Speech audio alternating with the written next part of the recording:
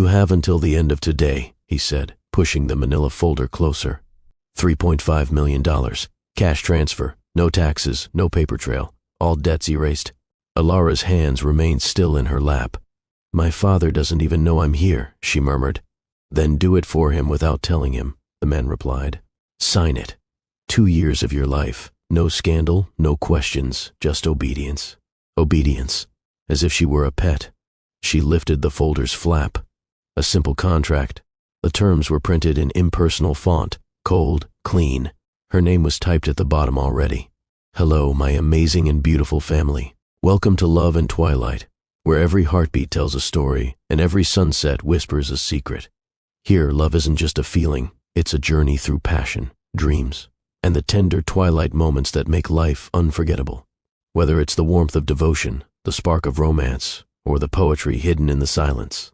Between two souls, this is where love finds its voice and twilight becomes eternal. Like, share, and subscribe to our channel so you won't miss a single of these heartful stories I share to you every day. Step into the glow and let your heart wander with us. Alara Bloom, age 23, no affiliations, no previous marriages, no criminal record. There it was. Her values summed up in 6 bullet points. And who am I marrying again? She asked bitterly. The man smirked. You know his name. You've seen it on buildings, watches, aircraft hangars, and tech expos. You don't need a romantic introduction. Cassian Wolf. Even saying the name made her stomach twist. He was a legend in corporate circles. Brilliant, beautiful, dangerous, and completely untouchable. I don't know him. You don't need to. He doesn't even know me. Incorrect, the man said flatly. He knows everything about you, including the fact that you're behind on rent, your father's hospital bills, the loans you co-signed on. You're drowning, Miss Bloom. Mr. Wolf is simply offering you a lifeline. Just one that comes with a collar. Her eyes flashed. But the man only shrugged. You were chosen because you're modest, well-spoken, and invisible. That makes you ideal. Alara looked down at her chipped nails, at her reflection in the slick wood of the table. She didn't see a wife. She saw a desperate girl playing dress-up with someone else's power. What happens after 2 years? You get your life back. The debt's gone. You'll walk away with the money, a new name if you want it, and an NDA tighter than a vault. What if I refuse? The man tapped his Rolex. Then I'm afraid your father's remaining medical insurance will expire before he does. That was the blow that landed. Her body leaned forward before her brain could catch up. She reached for the pen. The wedding happened 3 weeks later. It wasn't a wedding, not really. There were no tears, no parents, no bridesmaids fixing her lipstick. Only a city skyline blurred by tinted limousine windows and a pair of stylists who didn't speak to her unless giving orders. Cassian Wolf didn't even appear until the ceremony began. And even then, it was like watching an actor in a commercial. Too perfect, too practiced. His suit was a custom navy silk blend that shimmered under the warm rooftop lighting. His eyes were the shade of storm clouds, gray, unreadable. He didn't smile when he saw her. He didn't touch her hand until the officiant prompted him to. When he leaned in to kiss her, his lips barely grazed hers. Cold, calculated. He was performing for someone who wasn't even there. The officiant declared them married. Cassian didn't say a word. The only indication he acknowledged her presence was when he whispered, right as he turned away, "This is business. Nothing more." The reception was non-existent. Instead, she was whisked away to the top floor of the Wolf Tower, a 68th-floor penthouse that looked like it had never been lived in. Floor-to-ceiling glass, chrome counters, leather, everything. No pictures, no warmth. Cassian didn't accompany her there. She was handed an envelope with her access cards, a black Amex, and a typed welcome letter. You will have your own bedroom and privacy. You are expected to appear at public functions when requested. Discretion is your primary duty. Signed, C.W. There were no wedding gifts, no guests, just silence and steel. Alara sat on the edge of the designer couch and looked out at the city. Lights that had always felt like magic from her old apartment window.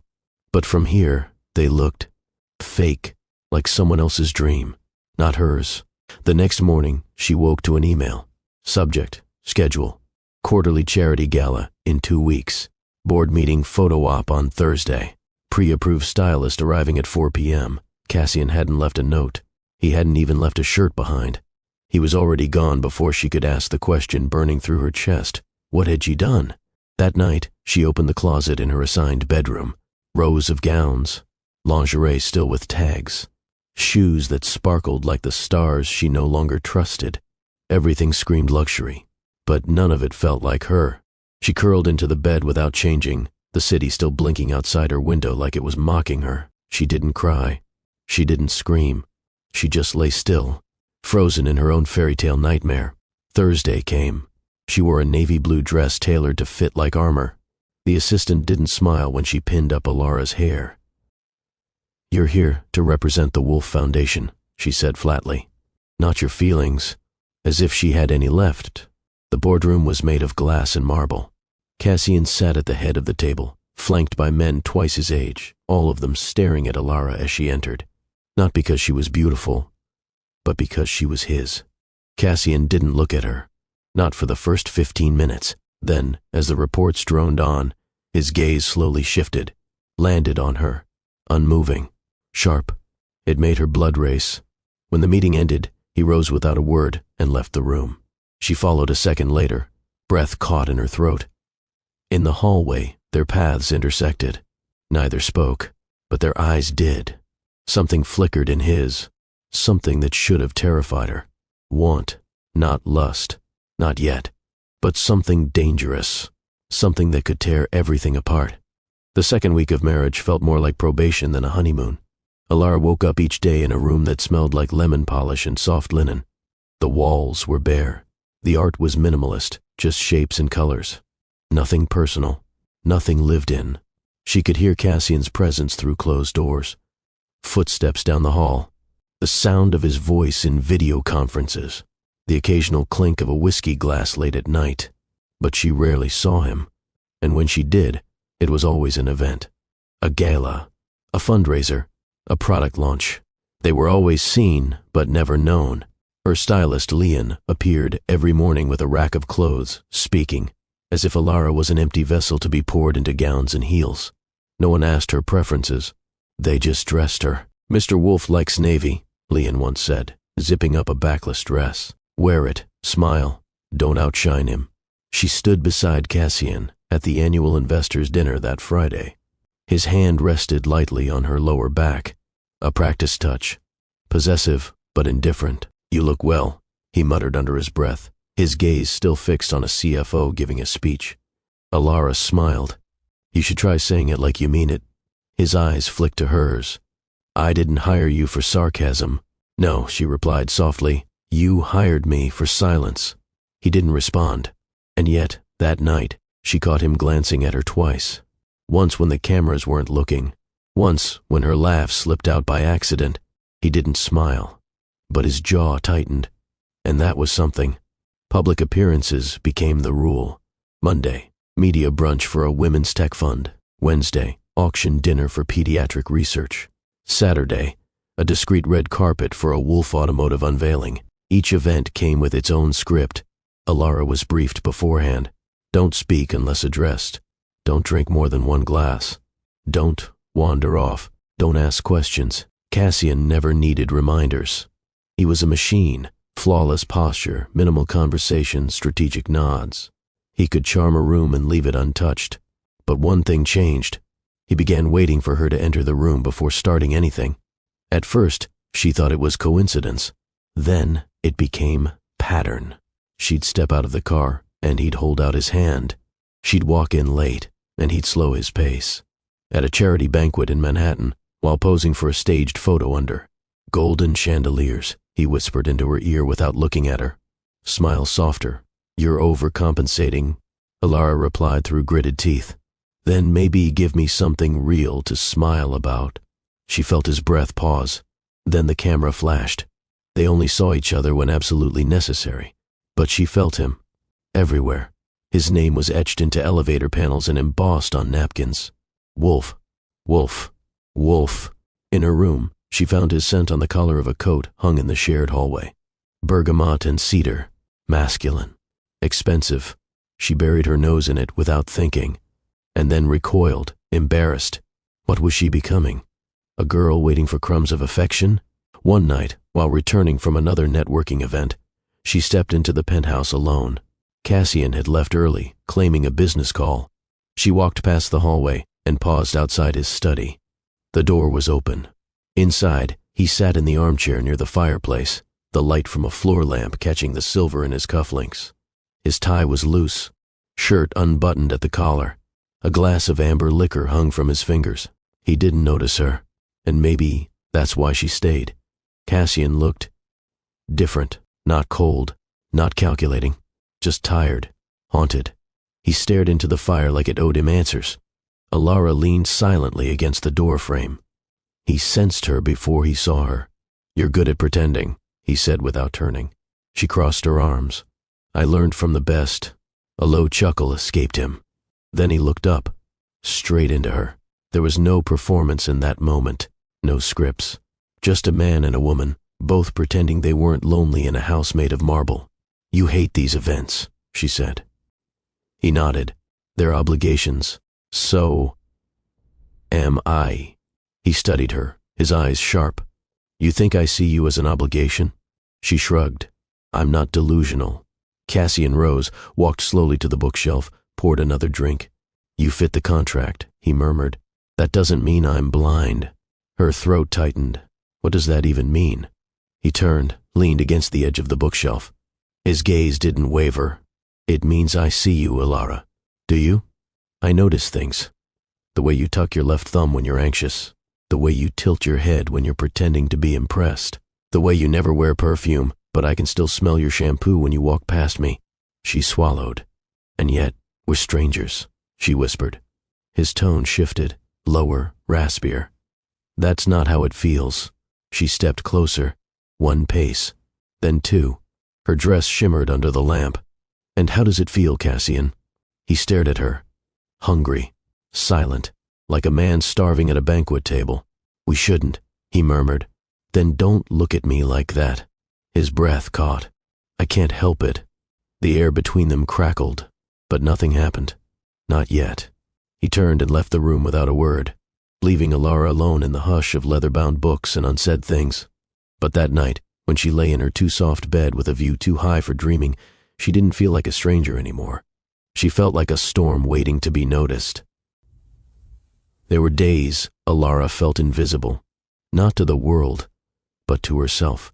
She would wake in a king-sized bed, sunlight spilling through massive windows, swaddled in designer sheets. Her meals were prepared before she even entered the kitchen.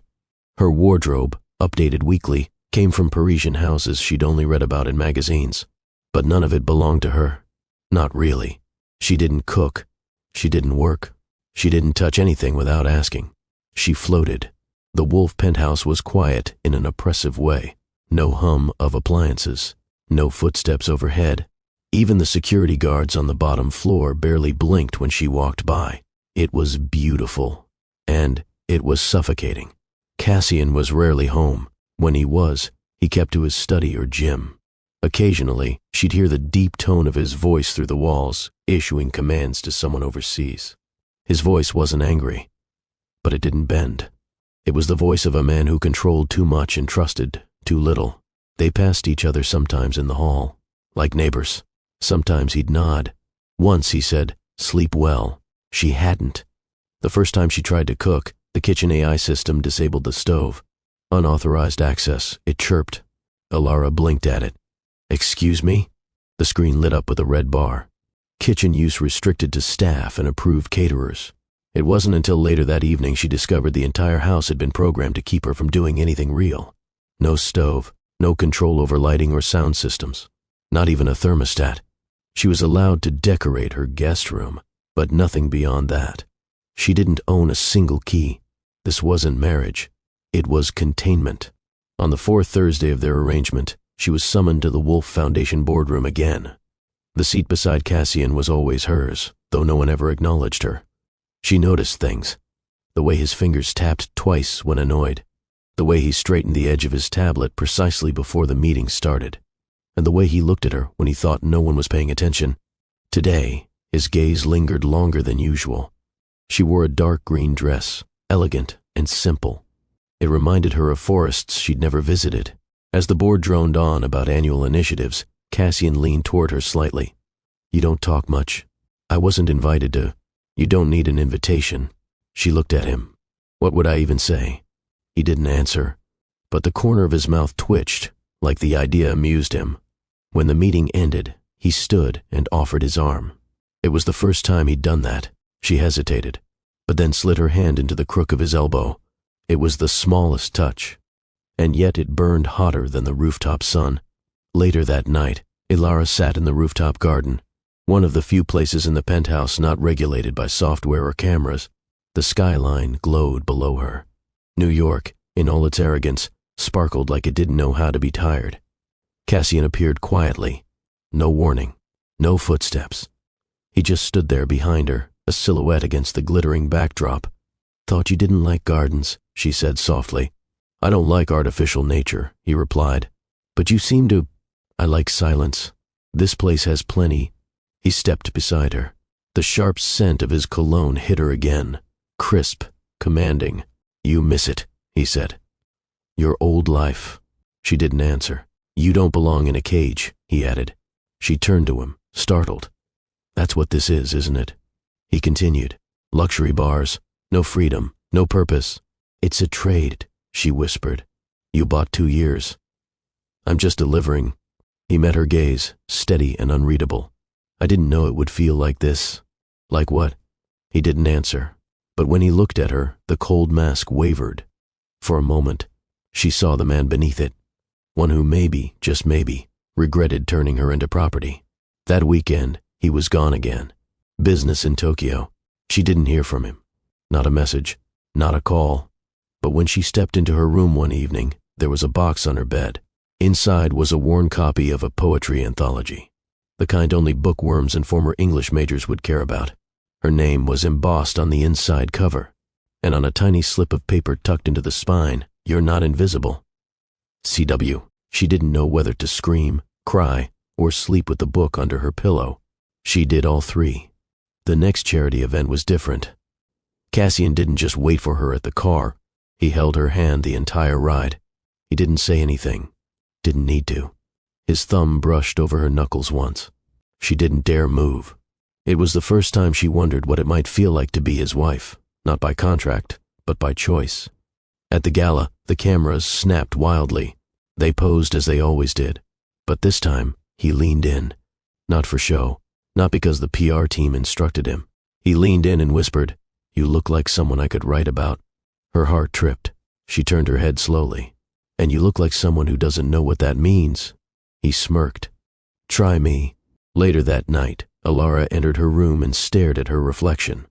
She wasn't the girl from Brooklyn anymore, but she didn't know who she was now either. She was changing, slowly, secretly, and Cassian was noticing. But the question remained, would he ever stop watching her from behind glass? And finally reach for her without rules? Thursday had become Ilara's unofficial test of willpower. Each week she would enter the Wolf Foundation boardroom with a calm face and clenched spine, knowing Cassian would be seated at the head, waiting, but never really waiting for her. Until now, he had started rising when she entered, not just lifting his eyes, but physically standing as she walked toward the seat beside him. The first time it happened, she thought it was accidental. The second time, it felt deliberate. By the third, she realized it had meaning. "Good morning," he said, his voice low as she slid into the leather chair next to his. Ilara glanced at him. Polite today. He didn't smile, but something flickered in his expression. Trying a new approach. "Why?" "Because silence makes you dangerous," he muttered, adjusting his cufflinks. She turned to face him fully. "And what does that make you?" "Predictable." That was the first moment the mask cracked. As the meeting droned on about investment portfolios and philanthropic expansions, Cassian leaned in again. "Do you even care about any of this? Do you?" He paused, then looked straight at her. "Sometimes." She crossed her legs, brushing his shin. Not on purpose, not at first, but he didn't move away.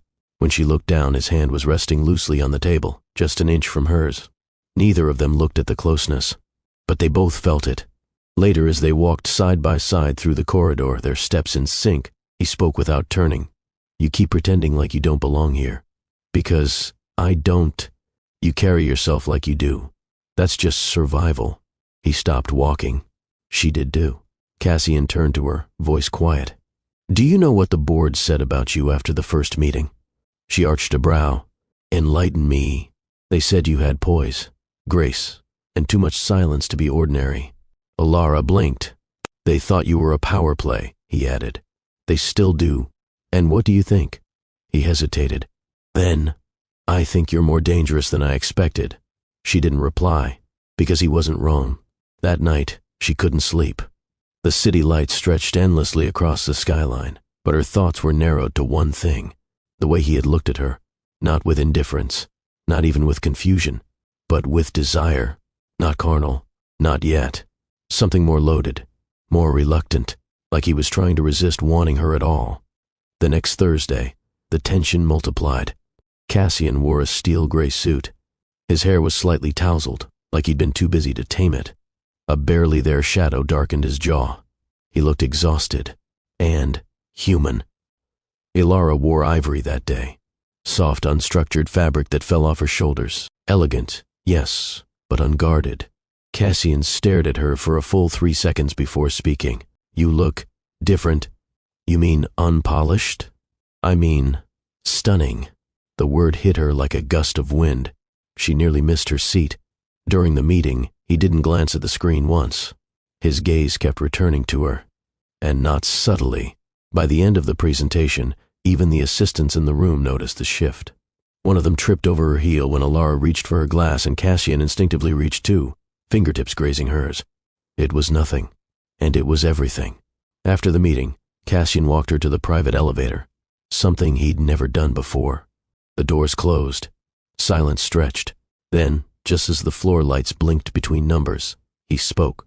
I wasn't supposed to feel anything. She swallowed. About what? This. He looked at her, and for once, he didn't guard the truth behind detachment. You were supposed to be a transaction, a name on a contract, quiet, disposable. Her breath caught. But then you started looking back, he continued. Not avoiding, not pleading, just staring, like you saw through everything. She didn't blink. Maybe I do. Cassian took a slow step closer. The space between them disappeared. I thought keeping you at arm's length would make this easier, he said. And now, I can't stop thinking about you. The elevator stopped. The doors opened. Neither of them moved. His voice was lower now, almost a whisper. I don't want you. She met his gaze, calm and defiant. Then stop looking at me like that.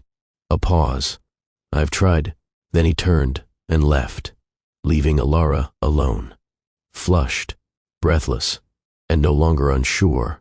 The line between them had grown so thin it was barely breathing. Thursday had passed. No boardroom meeting this time. No gala.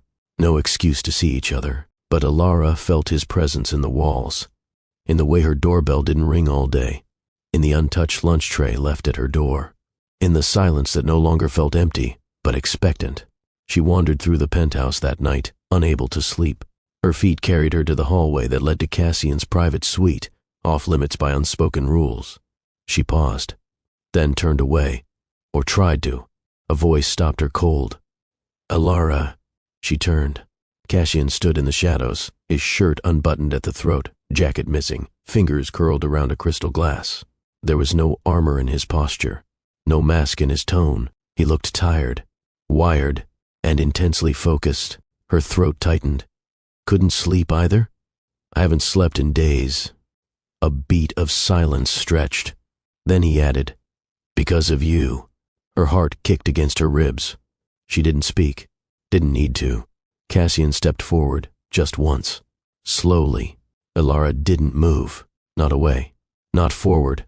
He took another step. Now they were inches apart. His jaw flexed. Tell me to leave. She didn't. Tell me you don't want this. Still silence. His hand reached up, hovering near her cheek, but not touching. She whispered, why are you trembling? Because I'm not supposed to need this. And then he kissed her. It wasn't gentle. It wasn't sweet. It was fire. Her back hit the hallway wall. His mouth claimed hers like it was a secret he had fought too long to keep. Alara gasped. He swallowed the sound. His hand tangled in her hair, gripping, grounding. She clutched at his shirt, fingers fisting the fabric, pulling him closer. There was no plan, no hesitation, only want. She broke the kiss first, barely able to breathe. "This is a mistake," she whispered, panting. "I know," but his eyes told a different story. He wasn't sorry, and neither was she. He pushed open his suite door and pulled her inside. The room was dark, but not cold. Books lined one side. A fireplace crackled. A heavy bed waited in the center like a question. Cassian looked at her one more time. "I can still stop." "Then stop." He didn't move. "That's what I thought," she said, voice shaking. He reached for her again, this time slower. His hand slid over her waist, then up, testing, trembling. She helped him unbutton her dress. It slid to the floor with a whisper. He stared, like he'd never seen a woman before. "You're beautiful," he said, as if admitting something dangerous. She touched his chest, found his heartbeat through the thin cotton. It raced. "Do you hate being touched?" she asked softly. "I hate being seen." Too late.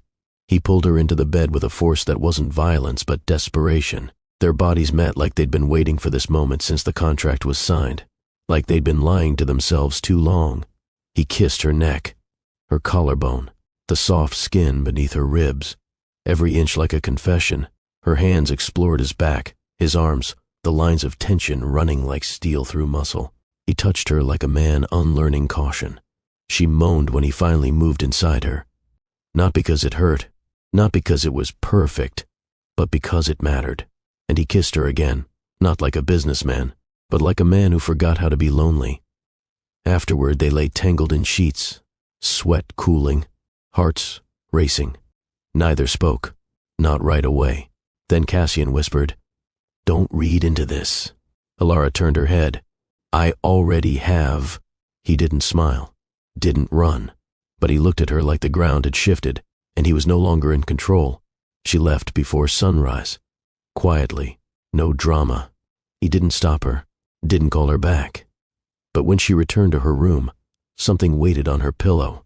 His cufflink, just one, and a note. "I'm not sorry." Neither was she. Cassian didn't show up the next morning. Not for breakfast, not in the hallway, not even during the Foundation's planning call, which he never missed. Alara waited. She tried not to, tried to go about her day as if the night hadn't happened.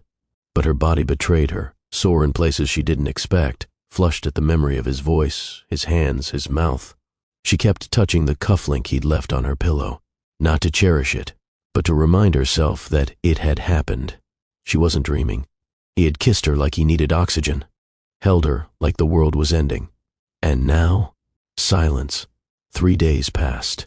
He didn't avoid the penthouse, but he avoided her. Doors closing just before she entered a room. Elevators arriving 1 second too early. Meetings rescheduled without notice. He was vanishing in plain sight.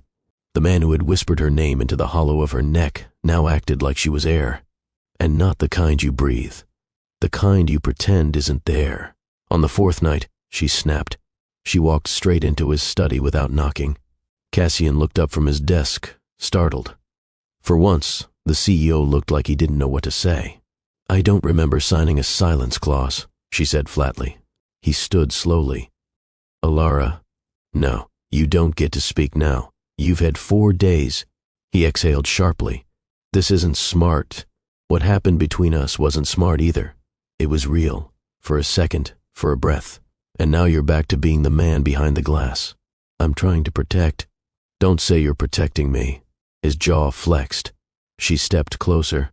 "You're scared," she said. "That's all." He didn't deny it, just looked away, which told her everything. Cassian moved around the desk, closing the distance between them.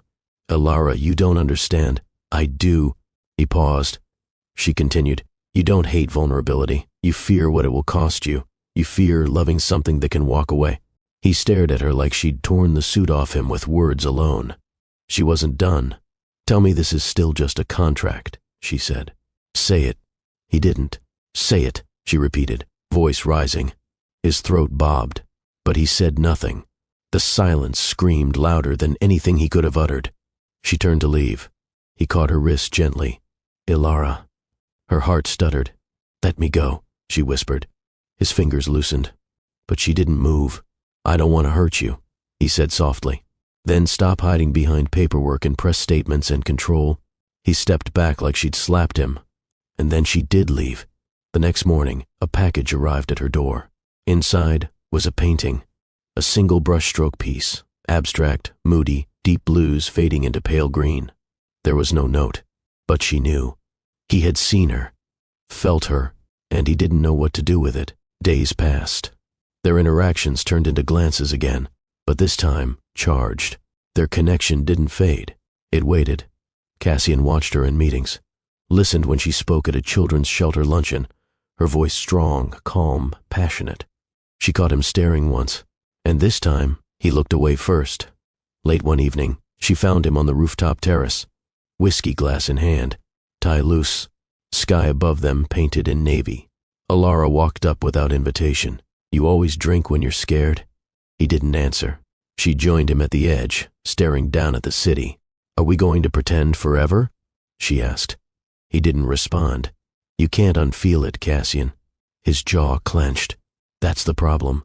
Alara turned to face him. Then, "Feel it. Be terrified, but don't shut me out like I'm disposable." He looked at her, raw. "I'm not good at this." "Neither am I," she said. "But I showed up." Another pause. Then, quietly, he said, "You were never part of the plan." "I know. I can't stop thinking about that night." She reached for the cufflink from her coat pocket and pressed it into his palm. "Then do something about it." He held her gaze, but made no promises. Not yet. The next few days passed without conflict. No arguments. No cold shoulders. But also, no progress. Until Wednesday evening. Alara was curled on the leather couch in the library, flipping through a poetry collection Cassian had left behind weeks ago. She hadn't heard him come in. "I used to hate that book," his voice said from the doorway. She looked up. Cassian leaned against the frame, sleeves rolled, tie gone. "Why?" she asked. "My mother read it aloud every Sunday morning, even when I asked her not to." Alara blinked. He'd never mentioned his mother before. Cassian stepped into the room slowly, pacing toward the opposite couch. "She believed in softness," he continued. "Said men who ignored beauty became cruel." Alara studied him. "And did you?" "I tried." He sat down, the fire crackling between them. "I was 12 when she died.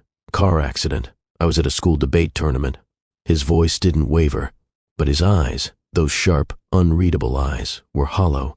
"I remember thinking she should have taken the train," he added, as if that would have saved her, as if logic could rewrite loss. Alara said nothing. She let him speak. "I came home to a house full of shareholders and lawyers. My father didn't hug me, just handed me a black suit and said the driver would be outside in 10 minutes. Her chest ached. Cassian leaned back, gaze fixed on the fire. "I learned early that grief doesn't make space for emotion. It makes space for power. I chose power. And then you made a life out of never needing anyone." He nodded once. "And when someone came along who made you one again." She began. He finished for her. I panicked. A silence bloomed between them. It wasn't awkward. It was heavy with recognition. Cassian looked at her then, not like a man assessing risk, but like a boy trying to remember how to trust. "Why haven't you left yet?" he asked. "Because you still see me." He smiled. "Barely. You're the first woman who didn't try to change me." "I don't want to change you," she replied. "I want to understand you." He studied her face. Then, slowly, he leaned forward and handed her something from his jacket pocket. A photograph, worn edges, a woman in a sundress holding a boy with tousled black hair. "That was the last day I saw her smile." Alara ran her finger over the image. "She looks like she loved deeply." "She did, and she'd be proud of the man you're becoming." Cassian let out a shaky breath. "I'm not sure who that man is." She set the photo down and took his hand gently. "Let's find out together." Later that night, they sat in silence, the fire crackling low. His hand never left hers. Not in possessiveness, but in anchoring. A man unmoored, finally letting someone steady him. By midnight, he walked her to her door. He didn't try to come inside. He didn't try to kiss her. He just looked at her like she mattered. I'll never be perfect, he said. Good, she replied. I'm not looking for perfection. He hesitated, then added, but I am trying, and that was more than she'd ever asked for. The days that followed were softer, not romantic, but less sharp. Cassian didn't disappear behind locked doors. He didn't vanish into long business trips or fall back into silence. He was there, quiet, present. He joined her for dinner once. They didn't talk much, just shared a bottle of wine and a plate of seafood she barely touched. He didn't look at his phone, didn't interrupt her when she started speaking about her favorite books, her wish to open a small press someday, her dream of publishing real stories about women who weren't just decoration. I always thought your passion was a cover, he said. Elara blinked. Why? Because most people who marry into money stop dreaming. She set her fork down. Maybe because they think no one will listen anymore. He watched her closely, and for the first time he said it, I'm listening. That night, they didn't touch, but he walked her to her room again, paused at the threshold, like a boy on a first date, unsure of the rules. She smiled. You're not obligated to tuck me in. I want to. That simple sentence made her chest ache. He didn't come in, just rested his hand on the doorframe, watching her as if committing her face to memory. Elara? Yeah? I sleep better knowing you're here. Then he left, and she didn't sleep at all. It would have been easy to fall into a fantasy, to start believing the walls were gone, that she had broken through. But fantasies don't survive pressure. And it came 3 nights later. She was reading in the rooftop garden when Cassian approached. No warning. He simply sat beside her, hands tucked into his coat pockets. Elara, he began, I need to be honest about something. She turned to him, braced herself. He exhaled through his nose. This, whatever's happening between us, it isn't what you think. Her spine stiffened. I care about you. That's not the issue. But I can't promise anything long-term. I can't promise I won't backslide. She blinked. Are you warning me? I'm being transparent. She shut the book. Slowly. You think I'm building castles in my head? He didn't answer. I'm not, she said. But I am trying to believe that you're not the same man who signed me like a check. That man still exists, he whispered. He's who built all of this. I don't care what you built, Cassian. I care about what you feel. His eyes snapped to hers. Raw, naked. You scare me, he said. Because I see you. Because I want to be seen. They sat in silence for a long time. Then Elara asked, So what now? Do we go back to being strangers who share dinner sometimes and avoid our emotions? No, he said. But we stop pretending this ends in some perfect, clean ending. She nodded slowly, then stood. I was never asking for perfect. She paused, turned back to him. I was asking for real. And then she left him there. Under the sky he used to think only money could buy. Cassian didn't chase her, but he didn't vanish either. The next day, she found a notebook on her bed. Inside it, pages of poetry written in his own hand. Messy, untitled, emotional, but real. One line circled in red ink. I'm still learning how not to push away what feels like peace. She ran her fingers over the words, then tucked the book under her pillow. The Wolf Charity Gala was nothing short of grand.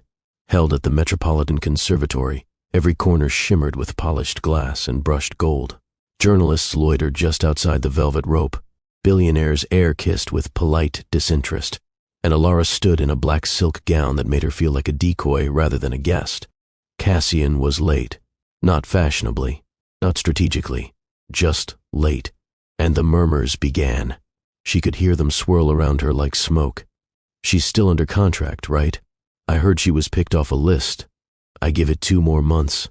She kept her face composed. Chin high, shoulders square. She'd learned by now that stillness was power. But the moment she stepped away to catch her breath near the hallway entrance, the true confrontation arrived. Elegant dress, came the voice behind her. Smooth, sharp. Elara turned. Victoria Woolf, Cassian's aunt, board executive, social dominator, and more than anything else, the gatekeeper of Wolf legacy. Elara braced. Thank you. Victoria stepped closer, her heels clicking softly. Her smile was effortless, but void of kindness. Must be exhausting pretending to belong. I didn't know you were in charge of belonging. I'm in charge of preserving what matters. My nephew, he's many things. Brilliant, brutal, easily distracted. You, my dear, are a detour, a temporary diversion dressed in silk. Ilara didn't move. You think he's starting to love you, Victoria continued. You hope he is. But you weren't chosen for love. You were selected to stabilize public image, and now that purpose has expired. I don't answer to you, Ilara said. Victoria's eyes narrowed. You don't answer to anyone. That's the problem. Women like you forget their place when handed power. And when that happens, funding disappears, protection dissolves, even mercy gets reassigned. Ilara's fingers curled into her clutch. I'm not afraid of you. Victoria laughed lightly. No, you're afraid of losing the one thing you never actually had. His devotion. Ilara's voice was calm. You don't scare me because you're powerful. You scare me because you're desperate. That caught her off guard. You see, Ilara added, stepping forward now, Cassian is changing, slowly, painfully, and you hate that, because if he chooses me, it means everything you taught him about survival was wrong. Victoria's lips thinned. I'll ruin your father, she said plainly. I'll reopen every debt, pull every string. You will leave this marriage with nothing, or you can leave now quietly. Ilara's heart pounded, but she didn't retreat. Instead, she looked Victoria dead in the eye and said, Try me. Victoria's smile returned, tight, cold. Let's hope he doesn't regret betting on you. And with that, she turned and vanished into the ballroom light. Ilara found the nearest powder room and locked herself inside. She didn't cry, not right away, not until her knees buckled against the cool marble floor. She pressed a hand to her stomach, her chest. Everything in her trembled, not because of fear, because of fury. She wanted to scream, to burn the contract, to burn all of it. But instead, she steadied her breath, stood, and wiped her eyes. She refused to let anyone see her broken. Not here. Not tonight. Cassian found her outside 15 minutes later. She was seated on the conservatory bench, hands folded, expression blank. Ilara? His voice was soft.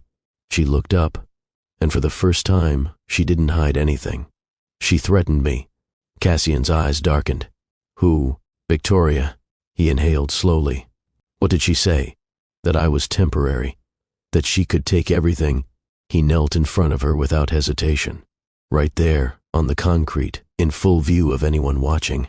She can't touch you, he said. Not anymore. She thinks I'm your mistake. You're the only thing I got right. Those 6 words broke something open in her. She touched his cheek, not caring who saw. Then, prove it. He nodded. I will. Cassian didn't return to the ballroom. He didn't offer a polite exit or make excuses to the board.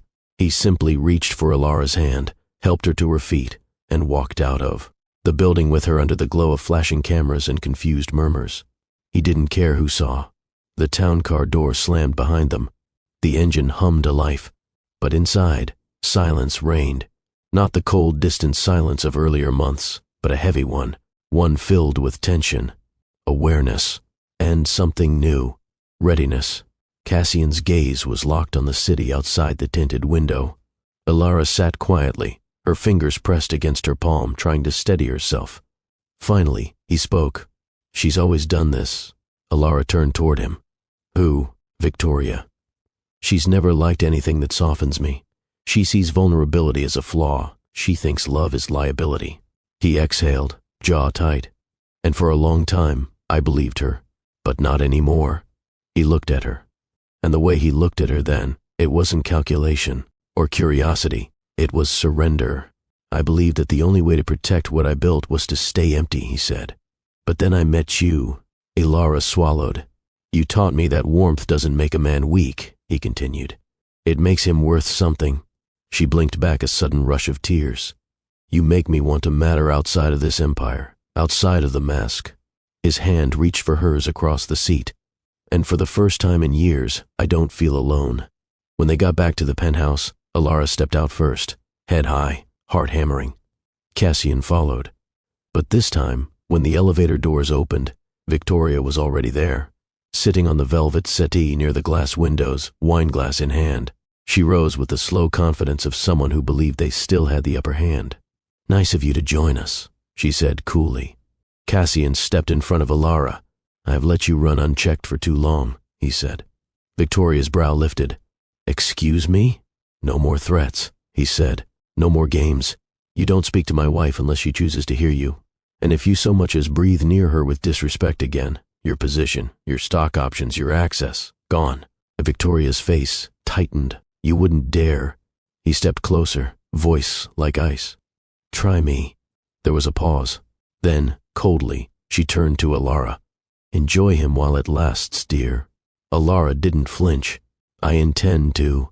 Victoria left with her heels striking marble, but no victory in her step. And once the door shut behind her, Cassian turned to Alara. "I should have protected you from the beginning." She shook her head. "You showed up when it mattered." He reached out, touched her cheek. "And I'm not leaving your side again." That night, there was no distance between them. No locked doors. No whispered apologies. He took her to his bed, not out of hunger, but with reverence. He kissed her like a man making a vow. Alara's body welcomed him, but this time, it wasn't about release. It was about belonging. He took his time, explored her skin with hands that didn't demand, but adored. When she cried out, it wasn't out of passion alone, but relief. She was no longer a placeholder. She was his choice. Afterward, she lay wrapped in his arms, his breath steady against her shoulder. "Thank you," he whispered. "For what?" "For reminding me I'm not the stone statue the world thinks I am." She smiled against his chest. "You were never stone. You were just scared." He kissed her temple. And in that moment, they were no longer a deal on paper. They were a man and a woman, flawed, healing, and learning how to love in the open. Together. Cassian didn't leave her side for 2 days.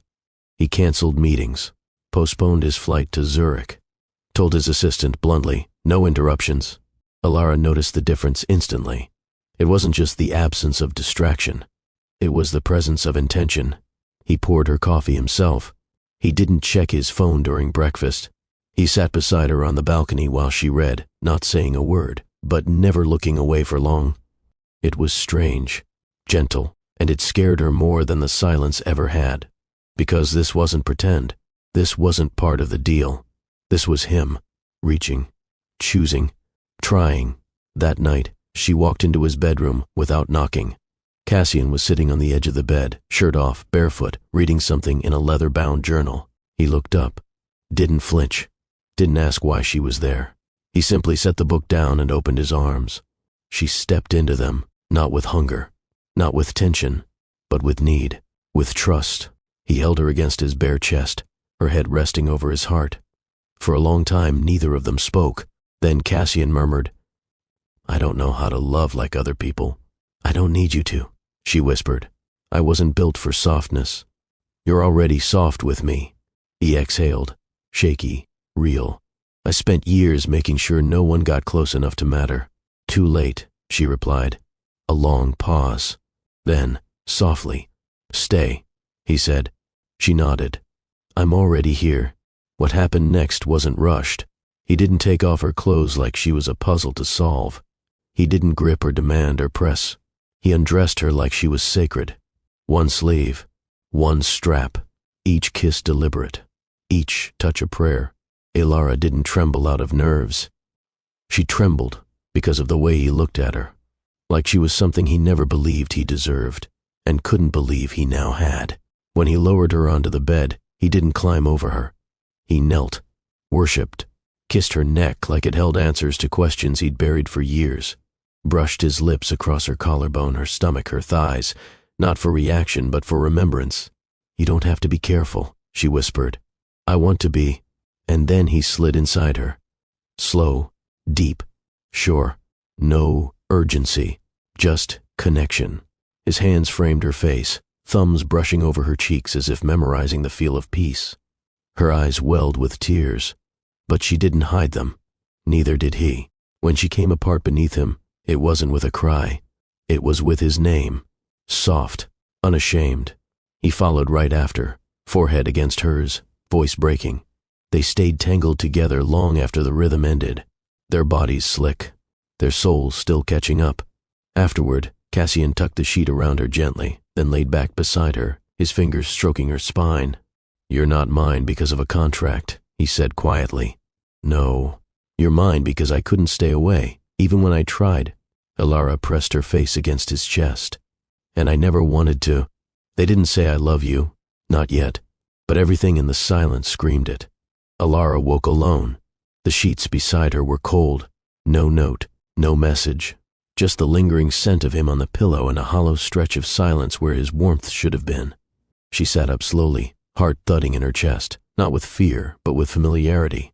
This wasn't new, but it hurt like it was. She wrapped the sheet around her and stepped into the hallway. His study? Empty. Gym? Dark. Kitchen? Untouched. She found Leon in the living room, arranging fabrics for an upcoming event. "Where is he?" Alara asked, voice calm. Leon glanced up. "Left for the London flight. Emergency board matter. No goodbye. No explanation. Just gone." Again. She didn't cry. Not this time. Instead, she returned to his room, sat on the edge of his bed, and stared at the cufflink he'd once left on her pillow. This time, there was no offering, no token, only silence and memory. The days passed slowly. Her chest felt heavy, but she kept her posture straight. She answered charity emails, coordinated with the Foundation's event planner, showed up to a children's hospital visit that Cassian had RSVP'd for weeks ago, alone. The camera still flashed. The questions still came. "Where's Mr. Wolf? Are the rumors about London true?" She smiled through it all, even when it stung, especially when it stung. By the third day, she gave up waiting. She stopped checking her phone every 10 minutes, stopped replaying his voice in her head, stopped hoping the elevator would ding and reveal him. She made tea, sat on the balcony, and opened the notebook he'd left her weeks ago. The poetry was still raw, still messy, still his, but now it read like a map she couldn't follow. One line in particular stabbed at her. "I don't know how to stay when it's real."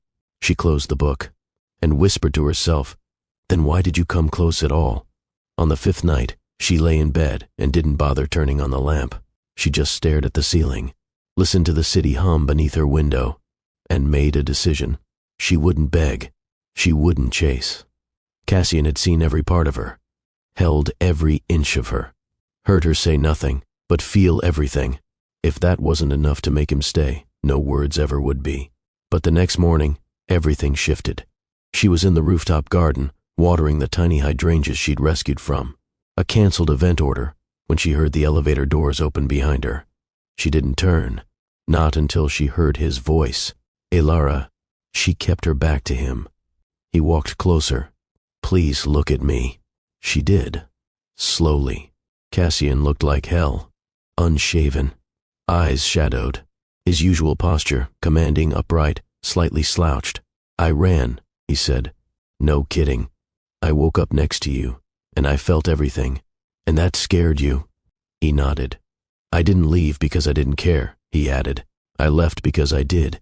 Too much. Too fast." She crossed her arms. "And in your world, care means vanish? In my world, care means lose control, and that's always been dangerous."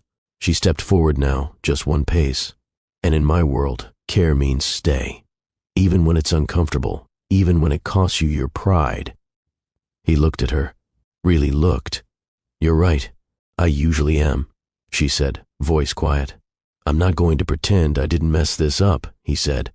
"But I'll keep showing up, if you let me." She was silent for a moment, then replied, "You don't get to disappear every time it gets hard." "I won't. You can't retreat when it's real." "I know." Another pause. "Then prove it," she said. Cassian stepped forward, closer now.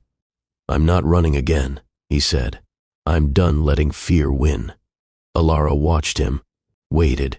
"Okay," she said softly, "but this time, we write the rules." He nodded. "Deal." The symptoms started subtly. A wave of nausea when she brushed her teeth, the sudden smell of coffee making her stomach turn, lightheadedness after a long shower. At first, she chalked it up to stress, the emotional tug-of-war with Cassian, the pressure of public appearances, the constant mental balancing act between hope and heartbreak. But when she skipped her second period and realized she hadn't even noticed the first one was late, her hands began to shake. She didn't call Cassian. She didn't text a friend. She booked an appointment under a different name at a small private clinic downtown and told Leon she needed a few hours alone. No chauffeur, no staff, just Ilara, and a silent waiting room filled with people who didn't know her story, didn't know that just months ago she was scraping together pennies to keep her father breathing, didn't know she was married to a man who could buy countries but hadn't figured out how to stay. The nurse smiled kindly. Elena Bloom? Ilara stood. She followed her through clean hallways and into a dimly lit ultrasound room. Let's take a look, the technician said. Ilara lay back, lifting her silk blouse. She flinched at the cold gel, then looked up at the screen. What she saw made her breath freeze. 2 small shapes, 2 flickering pulses. Wait, the technician smiled. There's 2, Ilara blinked. I don't understand. You're about 8 weeks along, and yes, you're having twins. The sound hit her like a thunderclap. Twins, the word echoed through her skull, louder than the heartbeat pulsing through the speakers. She stared at the monitor, at the tiny grainy lives forming inside her, and suddenly, the silence she'd carried for years broke open. Tears streamed down her cheeks, not from fear, not from confusion, but awe. For the first time in her life, something inside her wasn't broken. It was beating. Twice. The doctor came in later with pamphlets and paperwork. Ilara nodded through it all, hearing none of it. She held the sonogram printout like it was a contract she wanted to sign. When she stepped out into the sun, the city looked different. Not brighter, not softer, just more real. Because now, it wasn't just about her anymore, or Cassian, or a contract signed under financial threat. There were lives growing inside her, and they deserved more than silence. They deserved truth. She didn't go home right away. She walked through Soho, through the noise, through the chaos of honking taxis and overpriced boutiques, and with every step, her hand instinctively rested over her stomach. Cassian needed to know, even if it broke him, even if it made everything harder. She couldn't lie to him. Not about this. She entered the penthouse just after sunset. He was home, standing near the fireplace, drink in hand, eyes tired. He turned when he heard the door. Ilara, I went to the doctor today, she said. His brows furrowed. Are you okay? She held up the sonogram. He walked forward, eyes scanning the paper, and then stopping. You're pregnant, he said slowly. She nodded. With twins. A long pause. He said nothing, just stared. Then quietly, are you sure? She held his gaze. Yes. He took a shaky breath and sat down. Hard. Ilara didn't rush to comfort him, didn't fill the silence. She let him feel it. After a full minute, he whispered, I didn't think I was capable of making something good. Her voice softened. You already have. He looked up at her, eyes stormy, lips parted. Do you want them? He asked. She stepped forward. I want all of this, but only if you're willing to stop hiding. Another long beat of silence. Then he rose, closed the space between them. His hands touched her stomach gently, reverently. His forehead pressed against hers. I'll protect them, he said, and I'll protect you. It started with whispers, then a photo, then a headline. Secret wife of Wolf CEO spotted at OBGYN clinic. Exclusive details inside. Within 24 hours, the story broke across every major platform. From contract bride to expecting mother, who is Ilara Bloom? Wolf empire shaken by scandal, private marriage, public consequences. Her name was everywhere. So was her face. Somehow, someone had captured the moment she stepped out of the clinic. Hair tied back, sonogram paper clutched in her hand. Vulnerable, unfiltered, and the public devoured it. By mid-morning, she was trending, not as a woman, as a story, a scandal, a strategy, a pawn. Cassian hadn't even left the penthouse when it hit. He was reading financial briefs at the breakfast table, coffee in hand, when the alert buzzed his phone. He didn't speak, just set the phone down and looked at her. This wasn't an accident, he said. Ilara nodded. Victoria. She didn't just leak the pregnancy, he added. She leaked the contract. The words hit like a punch to the chest. No. Ilara breathed. She gave them everything. Dates, clauses, the payout. Even your father's debt. Ilara's breath hitched. Cassian rose from the table. His face was unreadable, but his hands trembled. I'm going to handle it, he said. How? I don't know yet. She looked down, voice cracking. They think I trapped you. They don't matter. They're calling me a fraud, a manipulator, Stop. He crossed to her side, gently pulling her into his arms. I know the truth. We know the truth. She buried her face against his chest. That's not enough. You and I, we never prepared for this. For being seen. He paused, then pulled back and met her eyes. Then it's time we stop hiding. But the media didn't wait for their statement. Reporters camped outside Wolf Tower. Cameras stalked her as she tried to exit her car. She couldn't even walk into the Foundation's building without whispers chasing her like shadows. Is she the one who married him for the money? Do you think the twins are even his? Cassian Wolf got played. The worst wasn't what they said. It was what she heard from people she thought were neutral. The quiet betrayal in every turned shoulder. The sudden pause in conversation when she entered the room. Even some of the Foundation staff kept their heads down, treating her less like a leader and more like a liability. By late afternoon, Ilara locked herself in the penthouse library. Her phone buzzed non-stop. Notifications, threats, curiosity. She sat on the leather couch, staring at the sonogram in her hand. Was this how it would be? Would her children grow up believing they were born out of a contract? Would they search her name and find hate? She didn't notice the tears until they dropped onto the photo. Soft, hot, relentless. She hated feeling powerless. She hated that someone else had written her narrative before she could speak. The front door opened. Cassian's voice echoed through the hall. Ilara. She didn't respond. He entered the library moments later, stopping when he saw her on the couch. I'm sorry, he said. Her eyes lifted slowly. For what? For not stopping this before it started. You trusted her, and I won't make that mistake again. She looked down. I should have known this was coming. No, he said, kneeling in front of her. You shouldn't have had to brace for war just to be loved. The pain behind her eyes softened.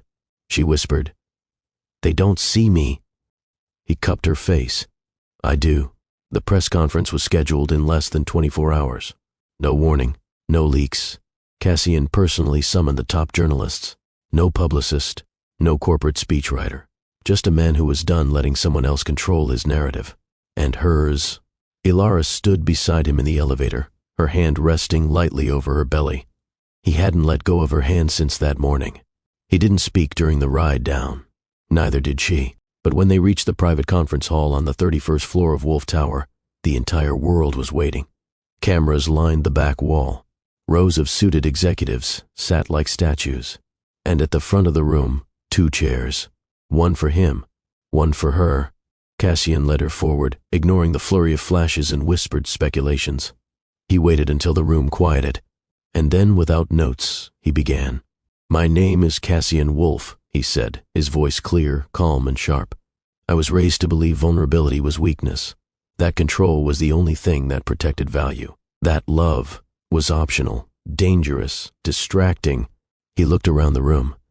Then at Ilara. I was wrong. A murmur swept the press pool. He continued. I married Ilara Bloom under unusual circumstances. Yes, there was a contract. Yes, there were conditions. I won't deny that. He took a breath. But what started as a solution became the most defining decision of my life.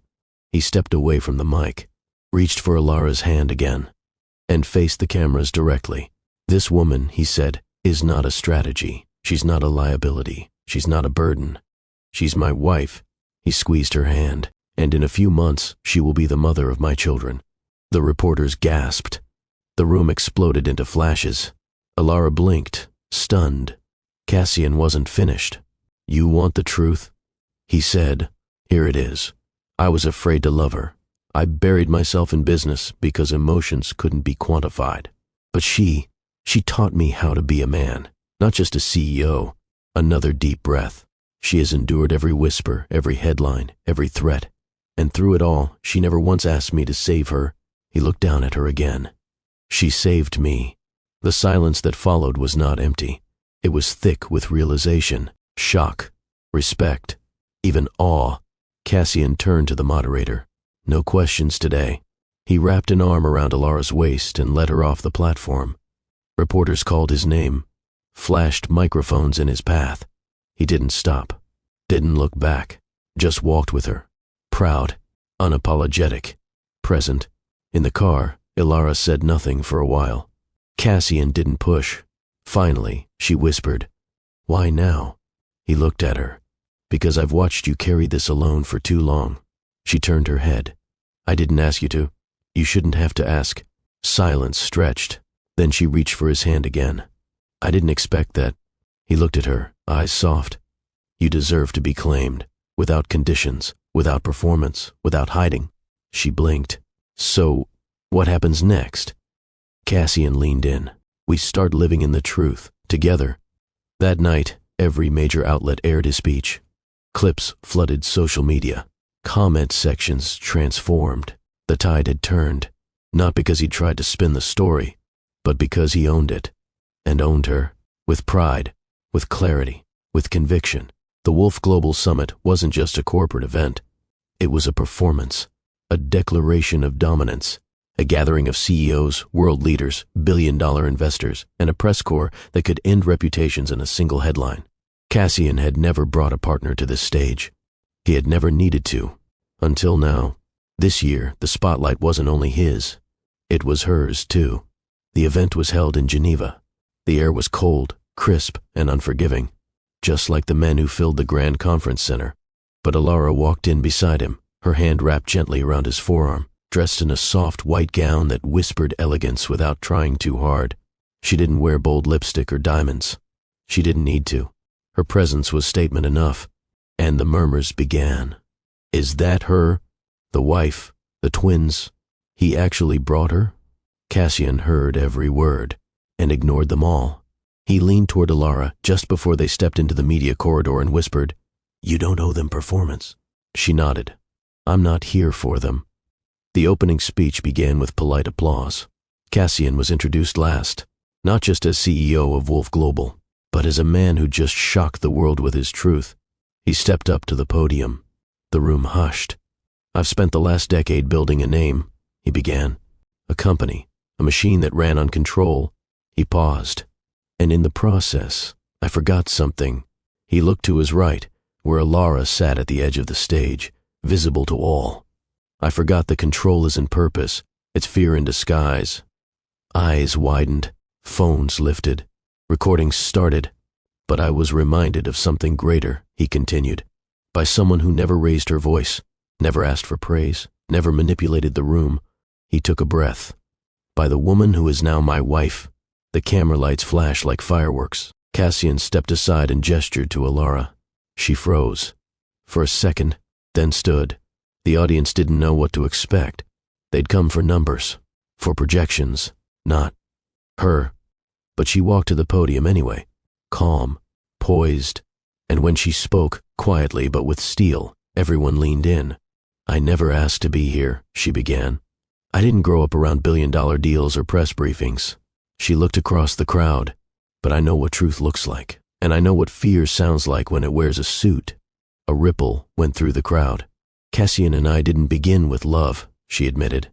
"But somewhere between silence and sacrifice, something else bloomed." She looked back at him, then faced forward again. "I stand here not because I married a CEO. I stand here because I married a man who decided love was worth learning. Silence, not awkward, not skeptical, respectful." Cassian returned to her side, wrapped his hand around hers, and said into the microphone, "We're building something new now, not just profit, but legacy." Later, backstage, Alara stood near the tall windows overlooking Lake Geneva. Cassian stepped behind her, arms sliding around her waist. "You stole the stage," he whispered. "I didn't want it. I know. That's what made it powerful." He kissed her temple. "I've never been more proud." She rested her hands over his. "Then let's go home." "To New York?" "No," she smiled. "Home is where we are." The hospital suite smelled of fresh linen and sterile calm. Nothing like the chaos Alara had imagined childbirth would bring. And yet, Her heart was racing. The contractions had started just past midnight, slow at first, then sharper, stronger. Cassian had been reading beside her in bed when her breath hitched and her fingers gripped the sheet. He didn't panic, didn't ask questions. He simply stood, helped her sit up and said, "Let's go meet our daughters." Now, hours later, sunlight streamed through the tall glass windows of the private room, casting warm gold across the floor. Machines beeped softly. Nurses came and went in quiet professionalism. Cassian hadn't left her side. Not once. He'd held her hand through every contraction, pressed cold cloths to her forehead, whispered encouragement against her temple when her strength waned. "You're doing perfect," he told her. She'd gritted her teeth. "You say that like you've done this before." "Never," he replied. "But I've never seen anything stronger than you right now." The final push came with a cry. Raw, exhausted, holy. And then, there it was. A sound. A wail. Then another. Two separate voices, announcing themselves to the world. Alara's head dropped back against the pillow, tears already streaming from her eyes. Cassian didn't speak. He couldn't. He just stood frozen as the nurse handed him the first bundle, wrapped in soft pink, eyes squeezed shut, tiny fists flailing. Then the second, smaller, but just as fierce. 2 daughters. His daughters. He stared at them, eyes wide. Then slowly, like gravity had caught up to his heart, he began to shake, and then he wept, not silently, not composed, but openly. Tears spilled down his face as he dropped to his knees beside Alara's bed, cradling their girls against his chest. "I didn't know I could feel like this," he whispered. Alara reached for him, hand stroking his hair. "They're here," she said softly. "They're ours."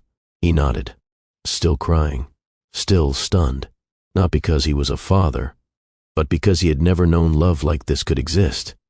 Later, when the girls had been cleaned and weighed, the room grew still. Alara sat propped up in the bed, her face glowing with exhaustion and quiet joy. Cassian sat beside her, one daughter in his arms, the other resting in the small bassinet by the window. "She looks like you," Alara murmured, gazing at the infant in his arms.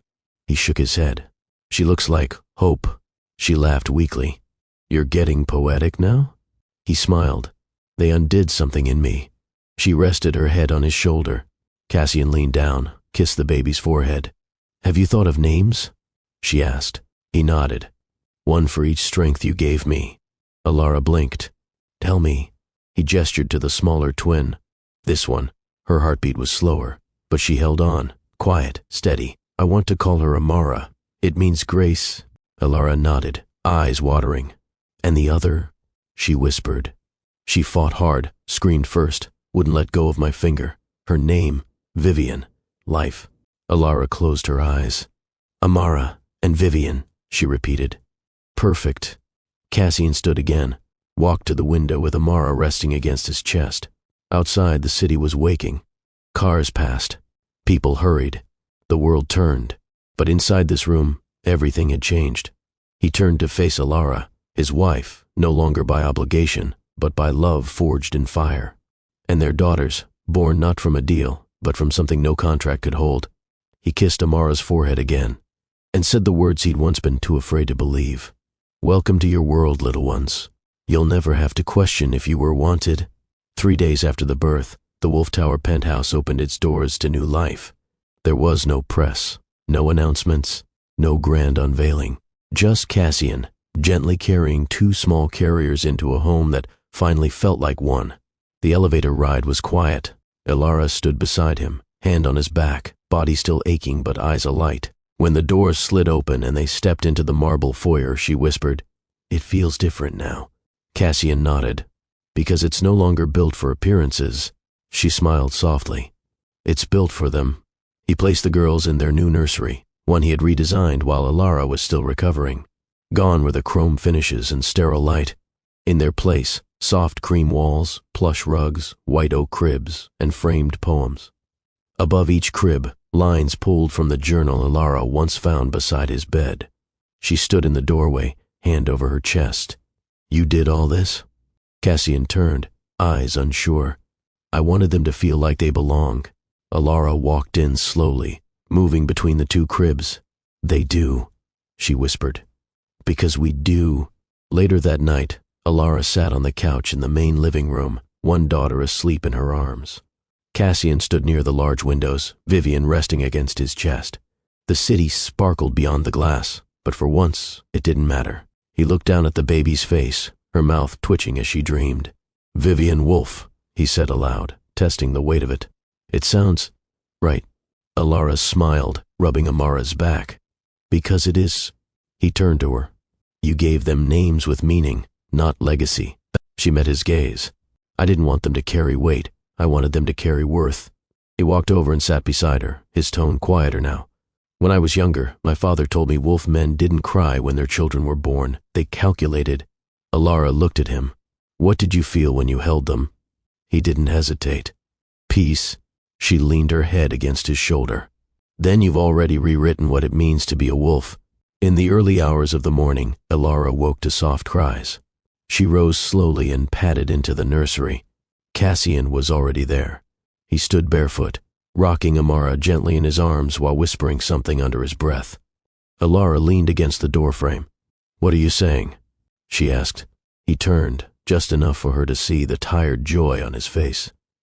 "I was telling her the truth." "What truth?" He walked over, placed a kiss on their daughter's forehead. "That no matter what I fail at tomorrow, she will always be my greatest success." Alara's throat tightened. She stepped forward and wrapped her arms around his waist from behind. "You're not failing." "I'm terrified." "So am I," she whispered. "But that's what makes it real." They stood there in the stillness, their twin daughters asleep once more, the city hushed beyond their windows. And in that moment, no empire mattered more than this quiet, sacred beginning.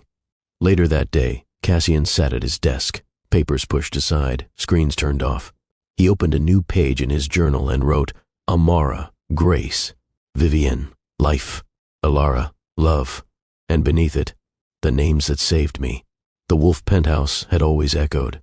Its silence had once been a statement of power, an emptiness Cassian embraced to avoid attachment.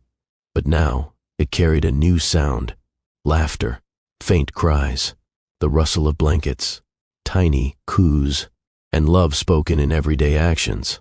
Cassian stood barefoot in the kitchen at dawn, one hand stirring Alara's tea, the other rocking Vivian's bassinet with his foot. Alara was asleep in the next room, with Amara resting on her chest. It had been 4 weeks. 4 weeks of sleepless nights, warm bottles, whispered prayers, and newborn surprises. He had missed meetings, skipped flights, canceled board appearances, and for once, the world hadn't crumbled. In fact, he didn't miss it, because for the first time, Cassian Wolf wasn't the center of his own world. They were. Later that morning, Alara padded into the living room, her robe loose, hair tucked into a messy bun. Cassian handed her the tea before she asked. She blinked in surprise. "You're getting good at this." He raised a brow. "Tea?" She smiled. "Reading me." He took a seat across from her, baby monitor between them.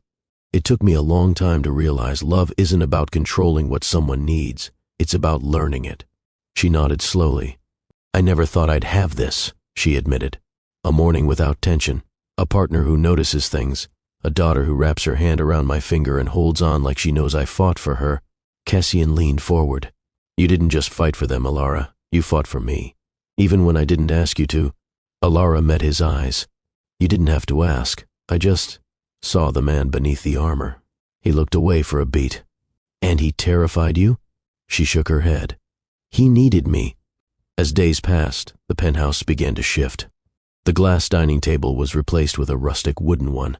Alara's choice. The art on the walls changed. Family photos, hand-drawn sketches, even a painting Cassian commissioned of Amara and Vivian asleep on his chest. One night, Alara found him in the study, staring at an empty wall. "You thinking of putting up another piece?" she asked. He turned. "I was thinking of removing one." She glanced at the sleek oil painting of Wolf Tower that hung there. "Why?" He shrugged. "Because that building is a monument to the man I used to be. This wall, I want it to reflect who I'm becoming." She smiled, walked over, and placed her hand on his chest. "Then don't hang a picture." "Then what?" "Put a mirror." Cassian blinked. And then laughed. A soft, unguarded laugh that startled even him. The next day, he did just that. A full-length mirror in a wooden frame was placed on the wall. Alara passed by it with the twins in her arms, pausing just long enough to catch his reflection behind her. "See?" she said. "That's who you are now." That night, as rain pelted softly against the windows, Cassian wrapped an arm around Alara's waist while they sat in bed, the twins curled between them. He spoke into the stillness. "I don't want to run Wolf Global the same way anymore." Alara turned toward him, surprised. "What do you mean?" "I want to lead with people in mind. Family. Balance." She looked at him for a long beat. "That sounds human." He nodded. "And terrifying." "Then it's probably right." The nursery was quiet. Moonlight spilled in through the tall windows, silvering everything it touched, the twin cribs, the rocking chair, the floorboards still warm from Alara's bare feet. She stood by the door, robe hanging loosely from her shoulders, the soft rustle of fabric the only sound in the silence. Cassian leaned against the doorframe, arms crossed, his white tee clinging to the outline of his chest. The girls had just fallen asleep, but something else was awake, between them, inside them. She turned to him slowly, and their eyes met like they had the very first night. Only now there was no doubt, no bitterness, no barrier, just heat. And home. He stepped forward, not rushed, not hungry, just drawn, like a tide that had always known where to return. Alara tilted her chin slightly, heart thudding. Her voice was a breath. "They're asleep." His answer was a murmur. "Then let's whisper." She smiled. A smile not of seduction, but of invitation. He reached her and touched her cheek with the back of his fingers, feather-light, reverent, like she was glass. Or holy, or both. "I remember our first kiss," he whispered, his thumb tracing her lower lip. "You tasted like rebellion and strawberries." She laughed softly, her hand closing over his. "You kissed me like you owned me." He nodded, brushing his lips across her forehead. "I was wrong." He kissed her temple. "I didn't own you." He kissed the tip of her nose. "You freed me." Then finally, her mouth, warm, soft, deep. It wasn't desperate. It was complete. A closing of the distance between who they had been and who they had become. Cassian guided her gently, backing her into their bedroom as the moon followed them through the windows. No words, just breath, and hands, and unspoken truth. When his fingers slipped beneath the robe and brushed the curve of her spine, Alara sighed into him, not from pleasure, but from relief, because this time nothing was hidden. No secrets, no fear. Just a man and a woman who had been broken, then rebuilt, by grace, by fire, by love. Their bodies met in the hush of midnight. The sheets cradled them. The air thickened. Her mouth found the hollow of his throat. His hand cupped the back of her head like she was the last prayer he'd ever speak. It was slow. It was sacred. He didn't just take her. He cherished her. And when their movements grew deeper, more urgent, when her nails dug into his shoulders, and his name escaped her lips like a benediction, it was more than passion. It was a vow, a promise without words. "I choose you." Again, always. Later, when their breathing settled and she lay wrapped in his arms, Alara whispered against his chest, "You kiss like a man who's finally come home." He kissed her hair. "I have."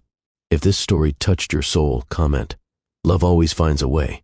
Subscribe to Love and Twilights for more unforgettable stories that stir the heart, awaken the spirit, and remind us that even in silence, love speaks.